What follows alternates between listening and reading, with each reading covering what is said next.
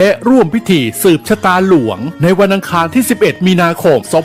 2568 วัตถุประสงค์เพื่อสร้างศาลาปฏิบัติธรรมบำเพ็ญบุญและหล่อองค์ทองเหลืองพระนางจามเทวีพระสุพรรณกัลยาสมเด็จพระนเรศวรมหาราชสมเด็จพระเอกาทศรสสมเด็จพระเจ้าตากสินมหาราชปางสมาธิหน้าตัก 36 นิ้วสูง 41 นิ้วและขอเชิญร่วมเป็นเจ้าภาพเททองเหลืององค์ละ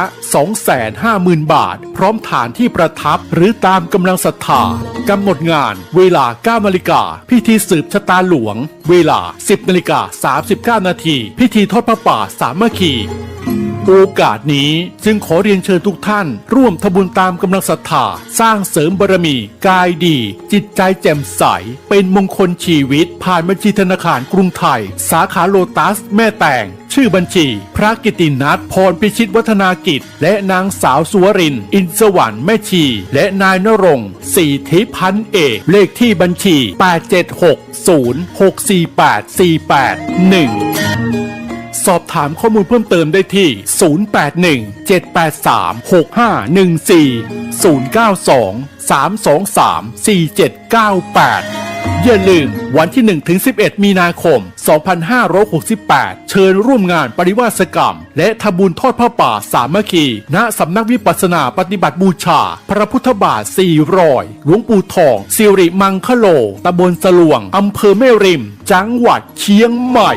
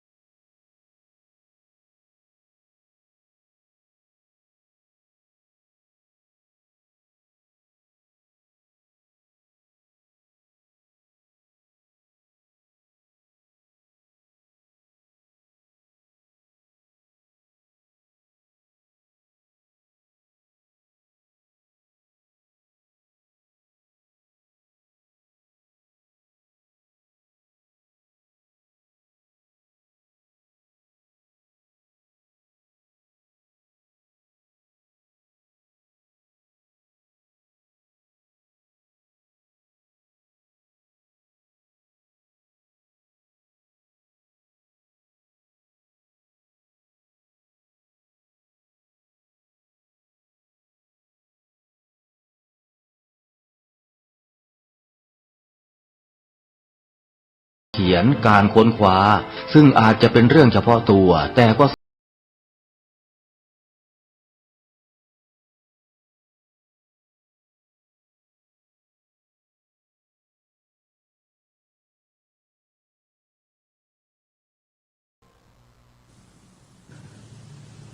ความสุขความเจริญจงมีแด่ท่านผู้ฟังทั้งหลายวัตถุปมสูตร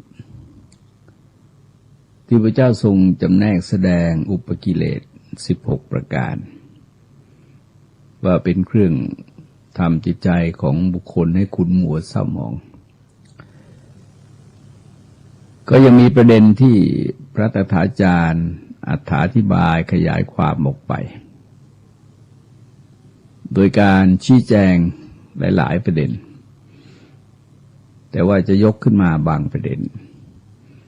เพื่อเป็นการเสริมจากข้อความที่ได้กล่าวไว้แล้วในตอนต้น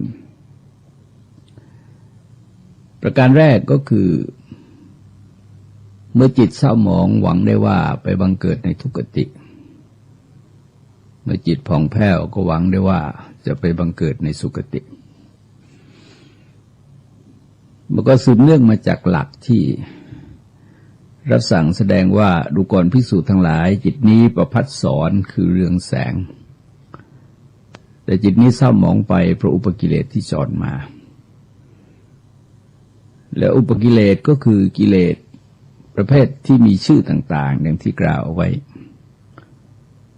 แล้วก็สรุปรวมแล้วก็คือโลภะโทสะโมหะ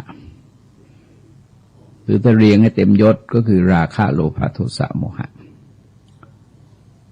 ก็เป็นกิเลสประเภทไขว่คว้าสองชื่อคือราคะกับโลภะและกิเลสประเภทผลักออกก็คือโทสะและกิเลสประเภทอุ้มเอาไว้กอดรัดไว้ก็คือกิเลสประเภทโมหะ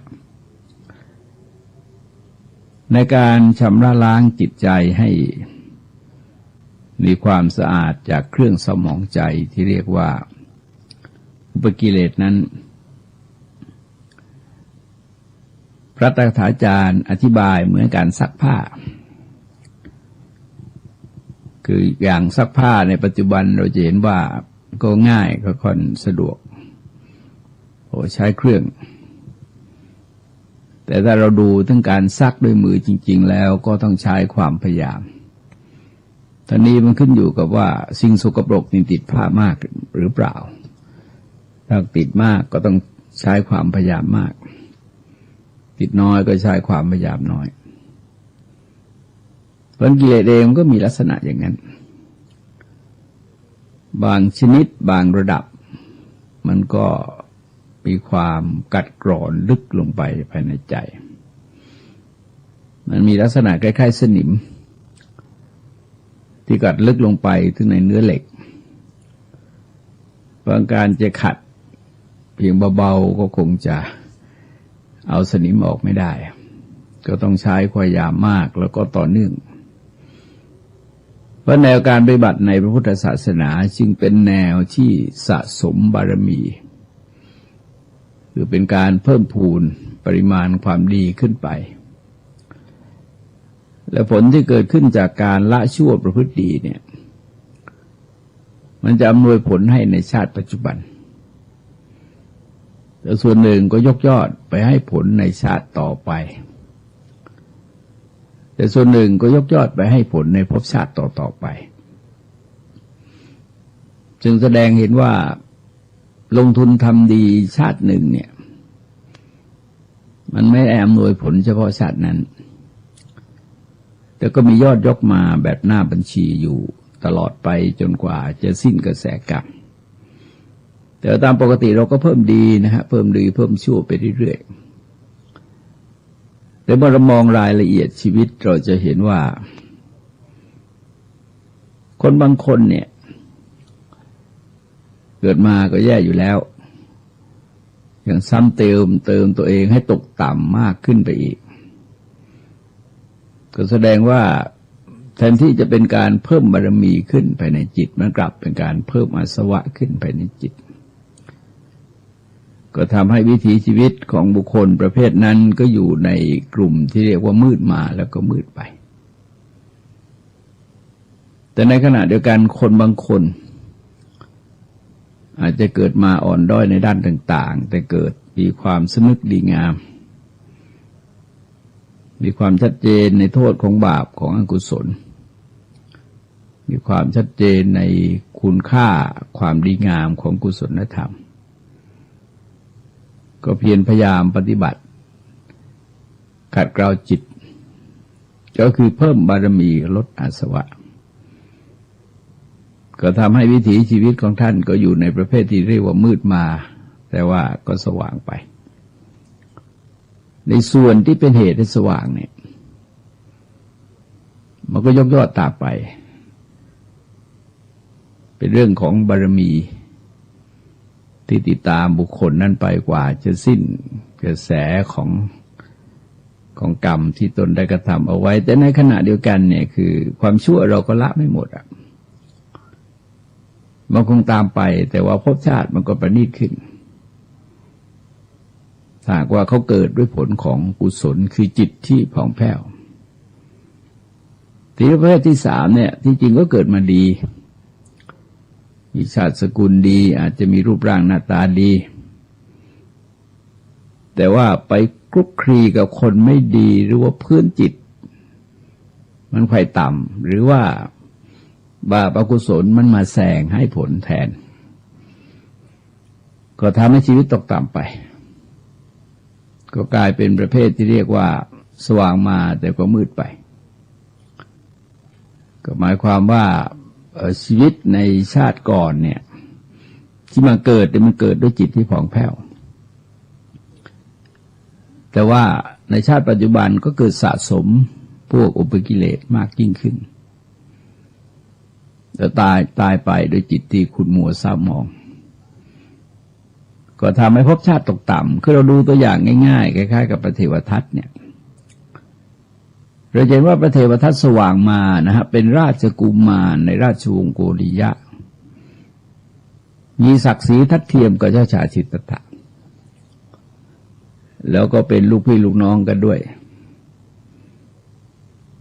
ในขณะที่เจ้าชายสิทธัตถะได้เบ่งบารมีออกไปจนสลายอาสวะได้หมดสิ้นเทวทัตกลับสลายบารมีไปเพิ่มอาสวะก็กลายเป็นคนประสบปัญหาตั้งแต่มีชีวิตหลังจากบวชไปได้ไม่นานแล้วก็ตายไปด้วยจิตที่ขุ่นมัวเศร้าหมองเพราะว่าไปประกอบกรรมชนิดที่เรียกว่าเป็นอนันตริกรรมคืออนันตริกรรมเนี่ยได้โปรดเข้าใจว่าไม่ใช่บัญญัตินะฮะอนันตริกรรมมันเป็นกฎของกรรมซึ่งเกิดขึ้นจากวัตถุใหญ่เจตนารุนแรงความพยายามมากว่าในการฆ่าพระอรหันต์ก็ดีฆ่าพ่อฆ่าแม่ก็ดีฆ่าพระอรหันต์ก็ดีทำร้ายพระพุทธเจ้าก็ดีมันไม่ได้เจาะจงว่าจะต้องนับถือพระพุทธศาสนาหรือเขาจะนับถือศาสนาอะไรก็ได้แต่เขาฆ่าพ่อของเขาฆ่าแม่ของเขาหรือว่าฆ่าพระอรหันต์หรือว่าประทุษร้ายพระพุทธเจ้ามันก็ตกนรกด้วยกันแต่ว่าสังฆเพศเนี่ยมันมีหลักอยู่ว่าทำได้เฉพาะเพศของภิกษุเพราะว่าเป็นการแยกสงฆ์ออกมาต่างหากจากคณะสงฆ์เดิมโดยปฏิบัติการที่รุนแรงนะฮะคือไม่ใช่เป็นความเปลี่ยนแปลงหรือฝ่ายหนึ่งล่วงละเมิดพระธรรมวินัยจนอีกฝ่ายหนึ่งต้องแยกตัวเองออกมานั่นก็เป็นอีกเรื่องหนึ่งคือเขาไม่เรียกว่าสังฆเพศเพราะว่าเจตนาจริงๆคือเจตนาจะเคารพรักษาเทิดทูนพระธรรมวินัยไว้ก็อาจจะเรียกได้นะบางทีก็เรียกว่าสังฆราชีแต่ก็ไม่มีปัญหาเรื่องบาปกรรมอะไรแต่ทีนี้ตัวเหตุให้บังเกิดในทุกขติหรือว่าสุขติก็เป็นชื่อที่พระตถาจารย์ท่านเรียกว่าทุกขตินั้นมีสองอย่างคือปฏิปัตติทุกขติและคติทุกขติหมายความว่าถึงแม้การปฏิบัติเนี่ยมันก็มีการจำแนกออกเป็นสองอย่างคือการปฏิบัติของนักบวชกับการปฏิบัติของชาวบ้านถ้าเป็นชาวบ้านก็เรียกว่าอาคาริยะปฏิปัตติทุกขติหมายความว่าทุกขติที่เกิดขึ้นจากการปฏิบัติของผู้ครองเรือนแล้วก็อนาคาริยะปฏิปัตติทุกขติหรือทุกขติที่เกิดจากการปฏิบัติตนของผู้ไม่ครองเรือนก็คือนักบวชทีนี้ก็ท่านก็ยกตัวอย่างตรงนี้ที่จริงมันเป็นกฎสากลเอกมันเป็นกฎไม่ใช่เป็นบัญญัติคือหมายความว่าชาวบ้านที่ประพฤติไปในอกุศลกบฏทั้ง10ประการมีการประทุษร้ายต่อชีวิตต่อทรัพย์สินต่อคู่ครองของบุคคลอื่นพูดเท็จพูดคำหยาบพูดส่อเสียดพูดเพ้อเจ้อเหลวไหลโลภอยากได้ของบุคคลอื่นพยาบาทปองร้ายบุคคลอื่นเห็นผิดจากทำนองครองธรรมคือเราเห็นว่ามโนเนี่ยมันทุจริตคือใจเนี่ยมันทุจริตก็เป็นอุปกิเลสผลก็ทำให้กายก็ทุจริตวจีก็ทุจริตเป็นเหตุแห่งทุกขติ แต่ว่าถ้าพระไปทำข้าวมันก็เป็นเหตุแห่งทุกขติเหมือนกันเพียงแต่ว่าคนที่อยู่ในเพศนักบวชเนี่ยบาปเบากว่าแต่ว่าเป็นเหตุให้เกิดในทุกขติได้ในขณะที่บาปนั้นเนี่ยบางทีชาวบ้านทำมันไม่เป็นบาป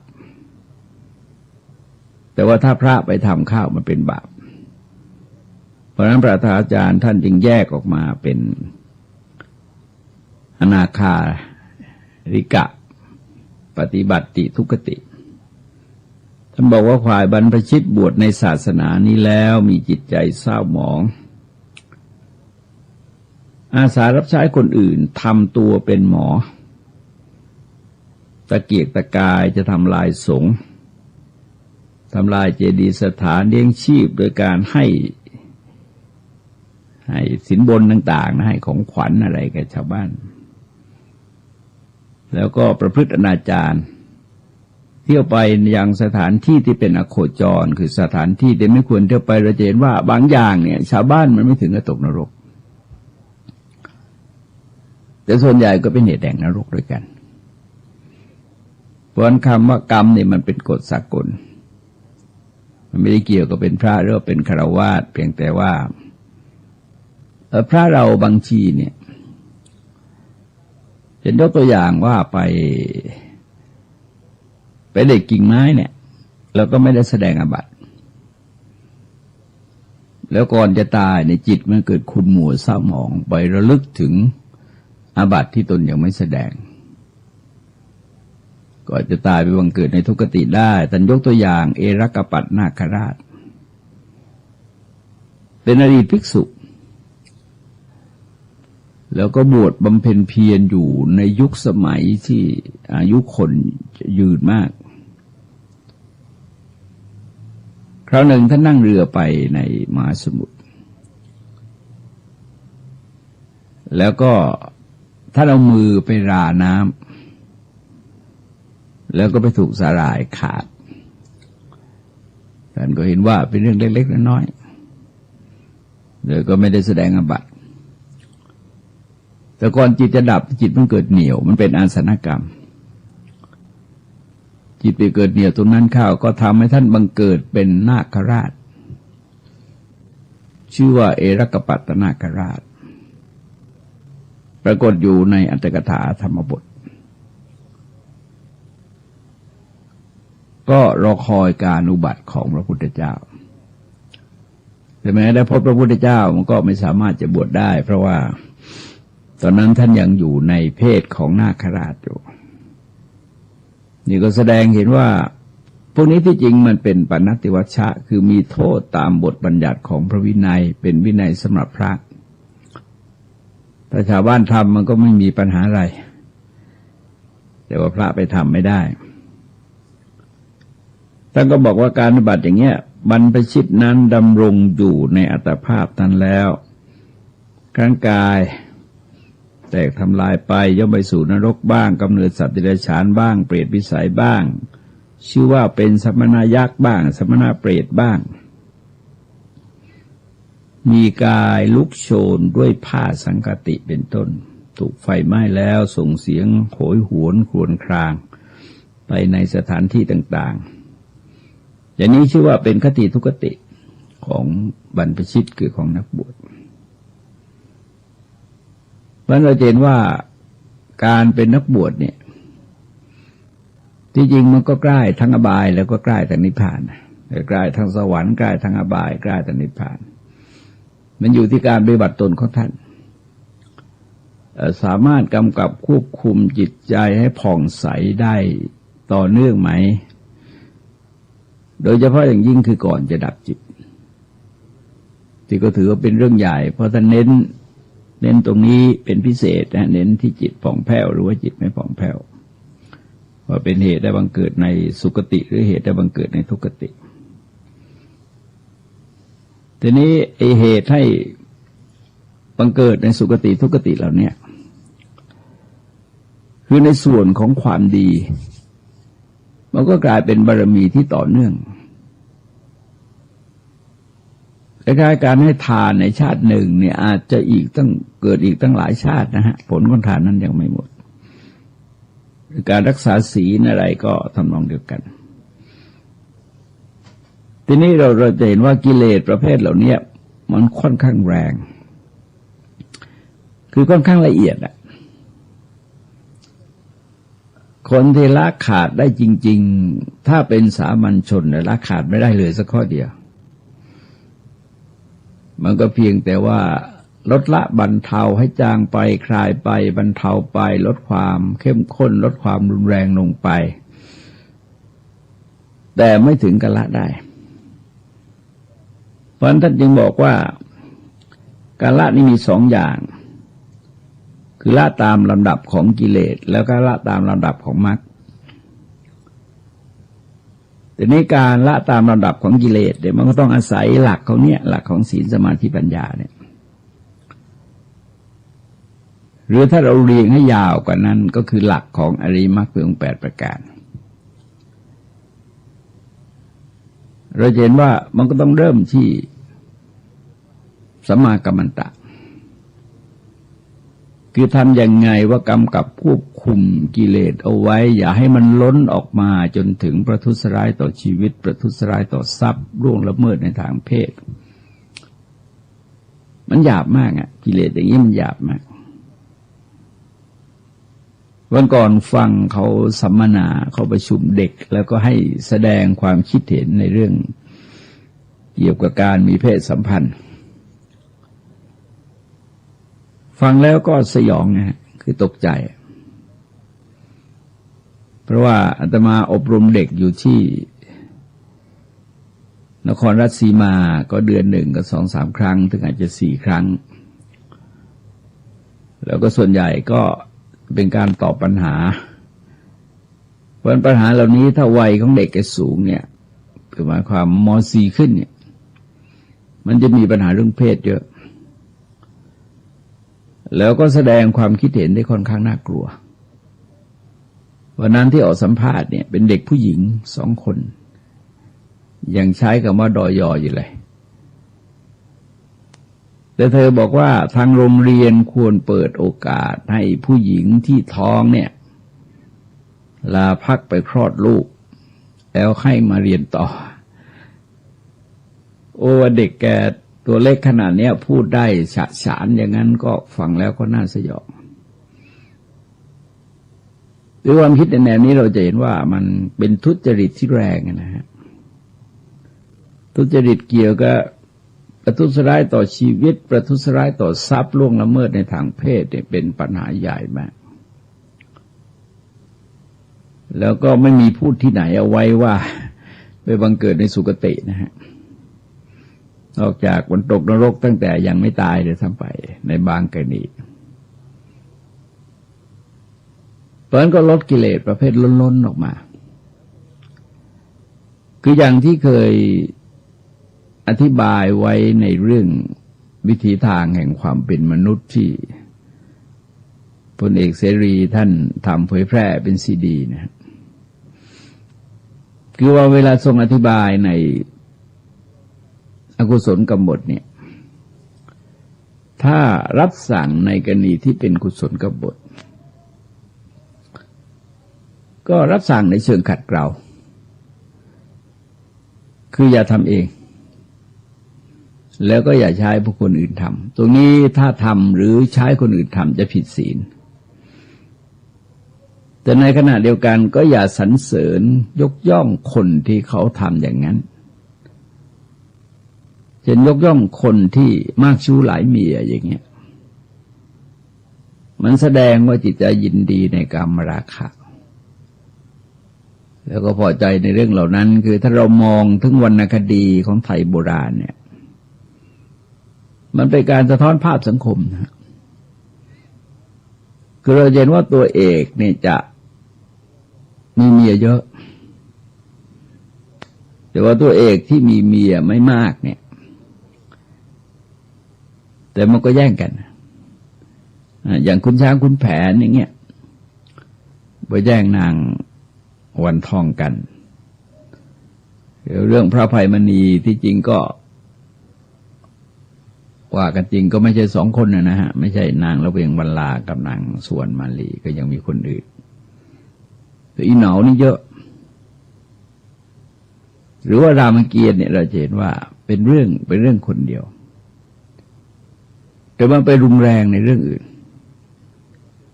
ไปรุนแรงในเรื่องของกายทุจริตคือทำลายล้างชีวิตกันเยอะมากทำลายทรัพย์สินเสียหายมากแล้วก็โกหกหลอกลวงก็มากยุยงให้เกิดความแตกแยกก็มากมันไม่ผิดข้ออื่นคือข้อที่เป็นกาเมน้อยจริงแต่ว่าไปผิดในข้ออื่น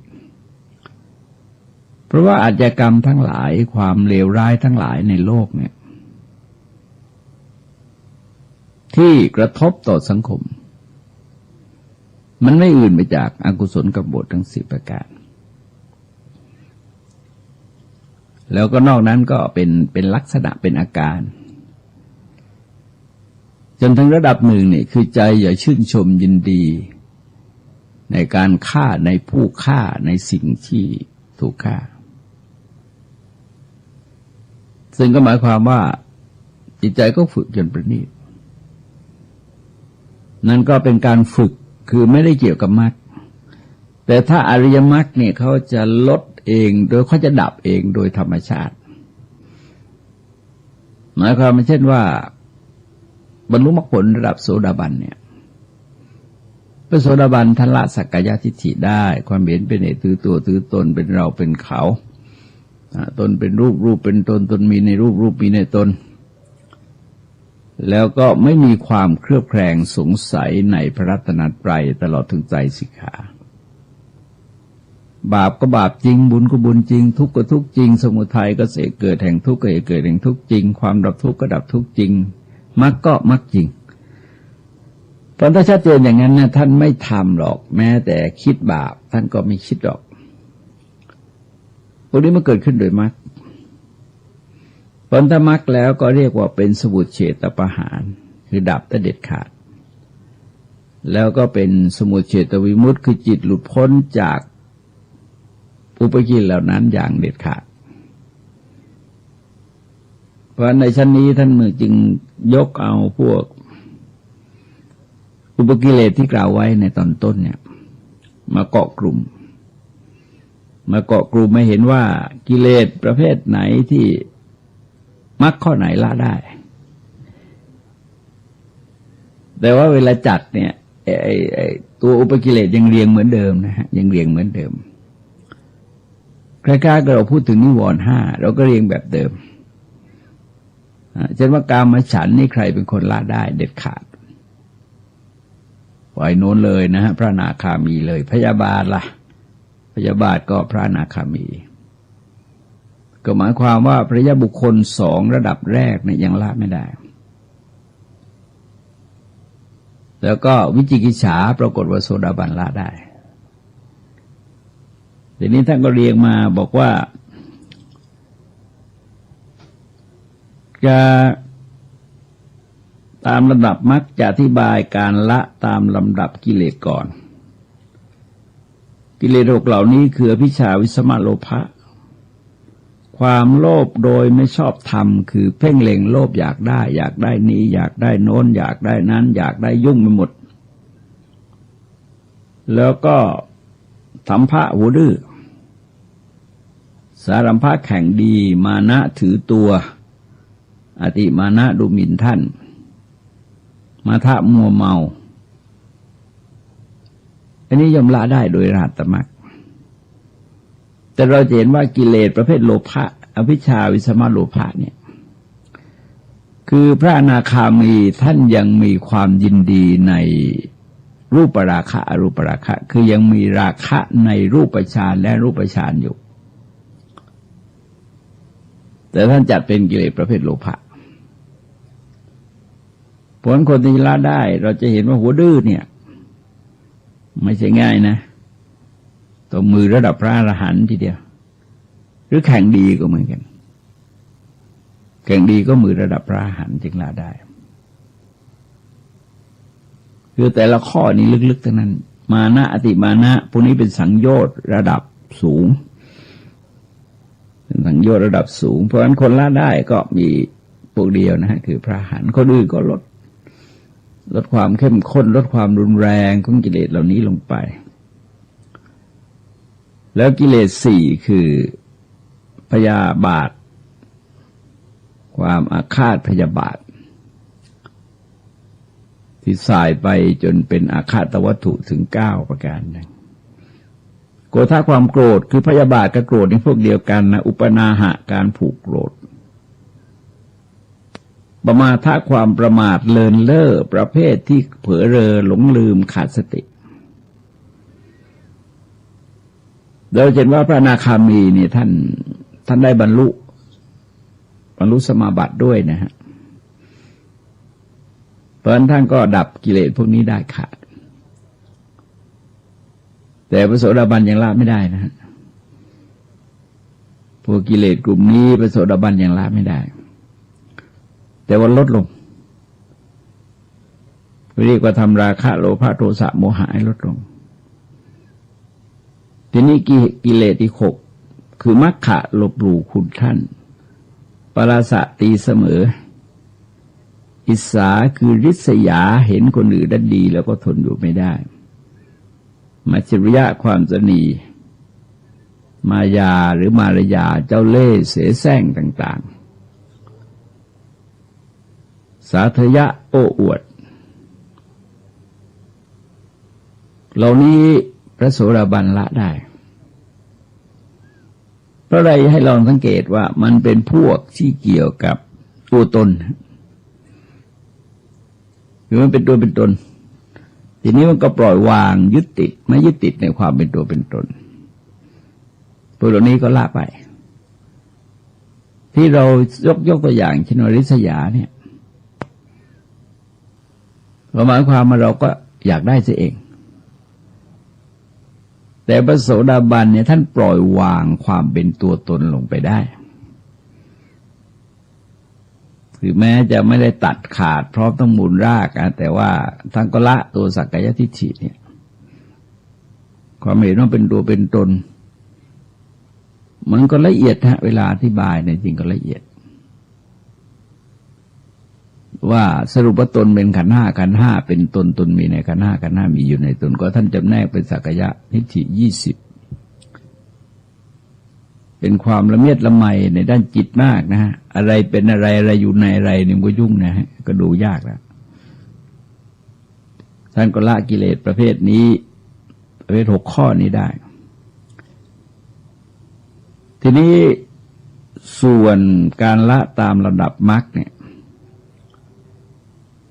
ท่านบอกว่ากิเลส6เหล่านี้คือมัคคะลบหลู่คุณท่านปราสะตีเสมออิสาริษยามัจฉริยะสนีมายาหรือมารยาเจ้าเล่ห์สาธยะโอ้อวดก็ละได้โดยโสดาปัตติมรรคแล้วกิเลส4คือพยาบาทความโกรธการผูกโกรธความประมาทเลินเล่อก็ละได้โดยอนาคามิมรรคแล้วกิเลสอีก6ก็คืออภิชาวิสมะโลภะความโลภไม่สม่ำเสมอแล้วก็สัมภะหัวดื้อสารัมภะถือดีอติมานะดูหมิ่นท่านมัทะมัวเมาก็ละได้โดยอรหัตมรรคก็หมายความว่ามรรคเนี่ยเขาเกิดปั๊บแล้วก็ดับปุ๊บนะฮะมันก็เป็นผลเลยกิเลสก็ดับปั๊บไปเลยเหมือนกันคือว่ามรรคที่จริงมันเป็นขณะจิตเดียวก็เป็นระยะสั้นเหลือเกินคือนับจริงๆก็นับไม่ได้นะคือพวกก็พูดกันได้แต่ว่าในรายละเอียดบางทีเนี่ยมันเป็นอาการของจิตซึ่งคนจะอย่างรู้จริงๆเนี่ยมันต้องเข้าสู่กระแสของมรรคผลถ้าไม่อย่างนั้นก็พูดด้วยปากพูดเราได้พูดด้วยความจำนะบางทีเช่นเนี้ยจะมีการถามถึงญาณ16เนี่ยคือมันเป็นความจำเป็นความรู้ระดับสัญญาไม่ใช่เป็นความรู้ระดับญาณเพราะการอธิบายก็อธิบายไปตามตัวอักษร แต่บางข้อเนี่ยคนที่เจริญกรรมฐานก็ได้สัมผัสแต่ในส่วนใดที่สัมผัสท่านก็อธิบายจะสัมผัสได้แต่ถ้าส่วนใดท่านยังไม่ถึงท่านยังไม่ได้สัมผัสท่านก็อธิบายตามหลักที่ได้ศึกษาเราเรียนมาทีนี้ถ้าเราไม่ได้สัมผัสเนี่ยมันพูดไปก็เท่านั้นคือมีเรื่องเป็นอันมากที่คือคนก็ถามไปก็ถามอย่างนั้นน่ะเคยตั้งข้อสังเกตว่าอย่างนักเรียนที่แกถามเนี่ยก็ชอบถามนรกมีกี่ชั้นอะไรบ้างนรกมีกี่ขุมอะไรบ้างสวรรค์มีกี่ชั้นอะไรบ้างพอเราตอบมันมีชื่อเป็นภาษาบาลีตอบแล้วก็ตอบไปเลยก็จบไปเลยคือเด็กก็จำไม่ได้เราจำได้เราก็เป็นความรู้ระดับสัญญาเราก็ไม่รู้ว่านรกอยู่ที่ไหนเหมือนกันเพราะว่าพระพุทธเจ้าไม่ได้ทรงแสดงที่ตั้งแห่งนรกเอาไว้แต่ทรงแสดงเหตุให้บังเกิดในนรกที่ตั้งของสวรรค์ก็ไม่ได้ทรงแสดงไว้แต่ก็แสดงธรรมะเป็นเหตุบังเกิดในสุคติโลกสวรรค์ทีนี้ไอ้เรื่องบางเรื่องเนี่ยเราจะเห็นว่ามันเป็นข้อความที่อาจารย์รุ่นหลังท่านเขียนแล้วก็ท่านเขียนตามสัญญาคือตามที่จำตามครูบาอาจารย์สั่งสอนเอาไว้ท่านเองก็ไม่มีเครื่องไม้เครื่องมือพิสูจน์อะไรหรอกนะทีนี้ความรู้พวกนี้ส่วนใหญ่มันมาจากอินเดียมันก็มาจากศาสนาพราหมณ์พูดไปพูดมาก็เลยกลายเป็นเรื่องของศาสนาพราหมณ์ไปบาลีพูดเพียงว่าอิทะโลโกปโรโลโกอิทะโลโกคือโลกนี้นอกจากโลกนี้คือปโรโลโกคือโลกอื่นสักกี่อื่นก็ไม่รู้นับกันไม่หวาดไม่ไหวทีนี้ในข้อความตรงนี้เราจะเห็นว่าท่านรู้เห็นด้วยจิตมันเป็นสันทิฏฐิโกคือผู้บรรลุจะเห็นได้เองปัจจตังเวดิตโบมโยหิวินยูชนจะรู้ได้เฉพาะตนเราละได้หรือไม่ละได้เนี่ยแต่ทีนี้บางทีเนี่ยเราก็ไม่รู้ว่าละได้หรือไม่ได้เพราะมันไม่มีตัวกระตุ้นกิเลสไม่มีตัวกระตุ้นกิเลสก็อาจจะหลงผิดได้ง่ายที่ท่านเรียกว่าอธิมานะเนี่ยคือท่านก็เข้าสมาธิเล่นฌานอยู่เรื่อยเลยเข้าสมาธิเข้าฌานอยู่เรื่อยอยู่ในป่าไม่ได้พบเห็นอะไรกิเลสก็สงบเป็นสงบแบบวิคัมภนะปาหารคือสงบโดยการสยบไว้ด้วยพลังของสมาธิบ้างโดยพลังของฌานบ้างแล้วก็ไม่มีตัวกระแทกอะไรท่านก็อาจจะเข้าใจผิดได้เพราะในกรณีของการเข้าใจผิดเนี่ยท่านไม่ปรับอาบัติแม้ท่านจะไปบอกใครโดยความเข้าใจผิดของท่านก็ไม่ได้ปรับอาบัติเพราะมันมุสาวาทเนี่ยเราต้องรู้ว่าเรื่องที่เราพูดไม่จริงด้วยหมายความเรื่องนั้นเป็นเรื่องไม่จริงเรารู้ว่าเรื่องนั้นเป็นเรื่องไม่จริงแล้วจิตคิดจะกล่าวคำพูดนั้นออกไปแล้วก็กล่าวออกไปแล้วคนฟังรู้เรื่องทีนี้ในกรณีเนี้ยเราจะเห็นว่ามันก็สอดรับกับตัววินัยตัวองค์ของศีลองค์ศีลที่จริงเนี่ยมันก็เป็นการอธิบายของพระอาจารย์รุ่นหลังได้รายละเอียดไว้ในรุ่นหลังก็แสดงว่าคงทราบมาจากพุทธาธิบายนั่นแหละแต่ท่านก็สอนต่อๆกันมาคือไม่ลงรายละเอียดไว้ในพระธรรมบทไม่ในพระไตรปิฎกแล้วก็มีรายละเอียดในระดับอัตถกถาในข้อนี้พระพุทธเจ้าทรงแสดงมรรคที่สี่ไว้ในชั้นสูงสุดการเกิดแห่งผลนั้นจึงจะถูกอุปกิเลสมีวิสมาโลภะเป็นต้นนี้ที่เหลือจากอุปกิเลสที่ละได้ด้วยอนาคามิมรรคนะฮะก็หมายความว่า6ข้อนี้ก็ละได้พระอรหันต์ท่านละได้ ก็แสดงเห็นว่าเป็นกิเลสประเภทที่เรียกว่า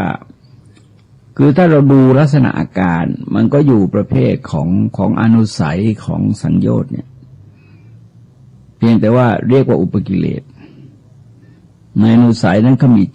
7ในสังโยชน์ก็มี10แต่ก็มี2ชุดแต่ว่าลักษณะบางอย่างเนี่ยลักษณะบางอย่างมันก็ต้องจับก่อกลุ่มคือเราจะเห็นว่า16เนี่ยก็ไปลงที่10ก็ได้ไปลงที่7ก็ได้แล้วไปลงที่3ก็ได้ไปลงที่5ก็ได้ก็แล้วแต่เพราะพอเกาะกลุ่มมันก็ไม่อื่นไปจากโลภโกรธหลงแต่เราเกาะกลุ่มง่ายๆเนี่ยมันเกาะกลุ่มเป็นราคะโลภะโทสะโมหะแล้วก็เกาะจะง่ายแต่ว่าที่จริงราคะกับโลภะก็คือกิเลสประเภทเดียวกันเพียงแต่ว่าเวลาพระพุทธเจ้าทรงแสดงถ้าพูดกับชาวบ้านถ้ารับสั่งกับชาวบ้านก็ทรงใช้คำว่าโลภะโทสะโมหะถ้ารับสั่งกับพระก็ใช้ราคะโทสะโมหะแต่ว่ามีความหมายเป็นอย่างเดียวกันในข้อนี้ท่านพระอัฏฐาจารย์ท่านยกตัวอย่างพระพุทธภาษิตที่พระเจ้าทรงแสดงเอาไว้ว่าพราหมณ์ใดถึงเวทมีความรู้ยิ่งไม่มีกิเลสเครื่องกังวลไม่คล้องอยู่ในกามภพดังนี้ก็หมายความว่ากิเลสบางอย่างเนี่ยกิเลสเครื่องกังวลบางอย่างเนี่ยนะพระโสดาบันท่านละได้บางอย่างพระสกทาคามีท่านก็ลดความเข้มข้นลงไปแต่อย่าลืมมาถ้าไม่หมดเนี่ยมันก็ยังมีภพอยู่พระอนาคามีถ้าก็ยังมีภพก็คือยังบังเกิดในพรหมโลกชั้นสุทธาวาสอยู่จากนั้นก็มีการไปอธิบายเพิ่มเติมถึงเรื่องธรรมะปฏิบัติโดยเฉพาะอย่างยิ่งก็คือเรื่องของการเจริญพรหมวิหารท่านฟังลองสังเกตว่าพรหมวิหารถ้าเรามองดูองค์ธรรมแล้วเนี่ยครอบสากลจักรวาลเพราะอะไรเพราะว่าเมตตาไปทำลายกลุ่มกิเลสประเภทโทสะแล้วกลุ่มกิเลสประเภทโลภะให้ลองตรวจสอบดูที่จิตเราว่าคนใดก็ตามที่เรามีเมตตาจริงเราจะไม่มีโลภะคือไม่อยากได้อะไรจากเขาแล้วก็จะไม่มีราคะคือความต้องการในทางเพศต่อเขาแม้จะเห็นเขาสวยเขาหล่ออะไรก็ตามทีนี้ถ้าเขาทำอะไรเนี่ยเราจะไม่โกรธนั่นก็แสดงว่าพลานุภาพไม่ใช่ธรรมดาเลยเหตุนี้จึงมีการสรุปนะที่จริงสมเด็จพระนารายณ์เจ้าทรงสรุปว่าโลโกปถัมภิกาเมตตาเป็นบทที่สรุปโดยสมเด็จพระมหาสัมมาเจ้าว่าเมตตาเป็นธรรมค้ำจุนโลกเพราะมีความชัดเจนนะแล้วการกรุณาเนี่ยเราจะเห็นว่าโอ้ลึกซึ้งกว่าเมตตานะฮะเพราะว่ามองคนอื่นตกอยู่ในห่วงของความทุกข์ทั้งนั้นเลยมันทุกข์อย่างใดอย่างหนึ่งสักอย่างหนึ่งเพราะว่าในแง่ของความเป็นจริงแล้วสรรพชีวิตในโลกมันก็ทุกข์ทั้งนั้นเนี่ยคนที่พ้นทุกข์จริงๆมีเฉพาะพระอรหันต์เท่านั้นคนอื่นไม่มีใครพ้นทุกข์จริงหรอกอย่างน้อยก็ยังทุกข์ในสังสารวัฏอยู่อย่างพระอนาคามีท่านก็ยังละสังโยชน์อีกตั้ง5อย่างไม่ได้เราเห็นว่าสังโยชน์เหล่านี้ก็ที่จริงก็อยู่กลุ่มเดียวกับพวกอุปกิเลส6ข้อที่พระอรหันต์ละได้เพียงแต่ว่าอภิชานั้นท่านไปเรียกตรงโน้นนะฮะเรียกอีกชื่อหนึ่งว่ารูปราคะรูปราคะมานะก็เรียกว่ามานะนะฮะอุทธัจจะตรงนี้ไม่ได้พูดไว้แต่อุทธัจจะก็เป็นกิเลสประเภทโมหะที่ละเอียดมาก แล้วกับอวิชชาเราเห็นว่าในอุปกิเลสไม่ได้พูดอวิชชาไว้แล้วจริงๆเข้ามาจากอวิชชาทุกข้อนะมาจากวิชาเพราะถ้าอวิชชาดับพวกนี้มันก็ดับหมดวิชามันก็หัวเหมือนก็ศีรษะงูนะฮะคือตัดงูที่หัวแล้วก็จบคือยาวเท่าไหร่ก็ช่างมันแต่การทำลายวิชาก็มีคนทำลายได้อยู่กลุ่มเดียวนะฮะคือพุทธบุคคล3ประเภทคือพระพุทธเจ้าพระปัจเจกพุทธเจ้าพระอรหันต์ทั้งหลายก็ได้นำเสนอวัตถุปมาสูตรในสืบต่อกันมาโดยลำดับแล้วก็ค่อนข้างยาวนะคือถ้าไปเจาะที่รายละเอียดเนี่ยแต่